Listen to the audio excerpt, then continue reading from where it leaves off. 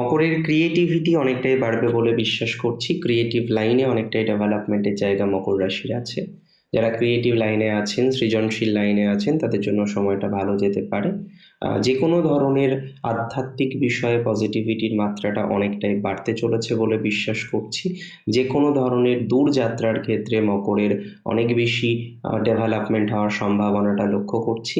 বিদ্যা ক্ষেত্র মকরের ইমপ্রুভ করবে, আমি যেটা প্রথমেই বললাম। ফ্ল্যাট, বাড়ি ইত্যাদি ইত্যাদি নেওয়ার ক্ষেত্রে মকর কিন্তু একটু হলেও বেটার ফলাফল এক্সপেক্ট করতে পারেন। যারা ফ্ল্যাট নিতে চাইছেন, বাড়ি নিতে চাইছেন ইত্যাদি ইত্যাদি ক্ষেত্রে একটু হলেও আপনার পজিটিভিটি কিন্তু বৃদ্ধিপ্রাপ্ত হবে। যে কোনো ধরনের স্থায়ী সম্পত্তি, প্রপার্টির ক্ষেত্রে মকর অনেক বেশি এগিয়ে যেতে পারবেন বলে মনে করছি। যে কোনো ধরনের স্থায়ী সম্পদের ক্ষেত্রে, যে কোনো ধরনের স্থায়ী বিষয়বস্তুগুলির ক্ষেত্রে মকর অনেকটা ডেভেলপ করতে পারবেন। ট্রাস্ট অন ইয়োর সেলফ, নিজের প্রতি ভরসা রাখুন। নিজের প্রতি ভরসা রাখার প্রয়োজনীয়তা এক্ষেত্রে মকরের রয়েছে।